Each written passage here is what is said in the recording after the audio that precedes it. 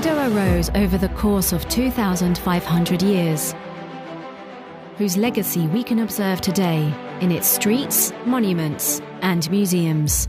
On the other side of the Tagus River at the Cerro del Bu archaeological site, remnants of its origins as a city take us back to its oldest inhabitants, the Carpentani, who dwelled here during the Bronze Age. Conquering the city in 192 BC, the Romans renamed it Toletum. Today, one can still see signs of the empire's heritage in the traces of the Roman road, the circus for chariot races, beams, mosaics. And in Carranca, near Toledo, the villa, it is believed, of Maternus Cynigius, who served under Emperor Theodosius I. After the Visigoths' taking of the city in the 4th century, they established the capital of their kingdom here, and 2 centuries later, in 589, Recared would convene the Council of Toledo, at which Arianism was rejected and Catholicism was embraced as the kingdom's faith. But Visigothic hegemony would only last until 711, when the Moors conquered the capital. It is to this empire that Toledo owes its current form, including the narrow and steep streets we walk today, and the architectural highlights like the mosques of Cristo de la Luz and Tornerías, and the Puerta de Alcantara gate.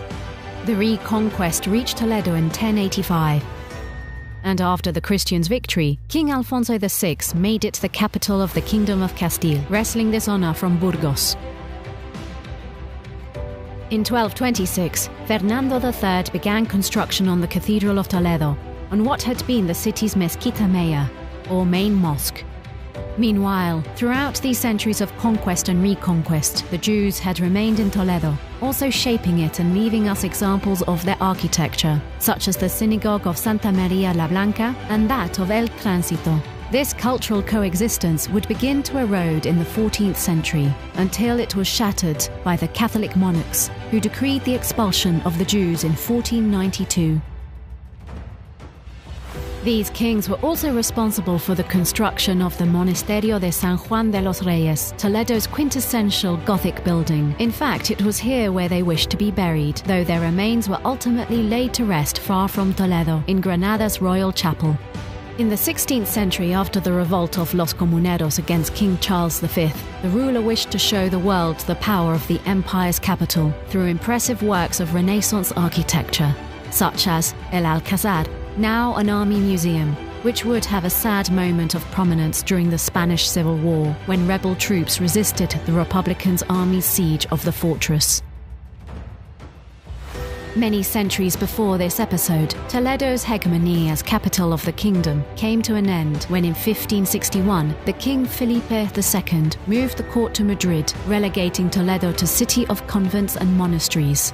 It was during this era when the artist that would forever be associated with the culture of the city moved there, El Greco. It was here where the painter developed his fullest and most personal style, with works like the main altarpiece of the church of Santo Domingo el Antiguo and the burial of the Count of Orgaz, which we can view in the church of Santo Tome.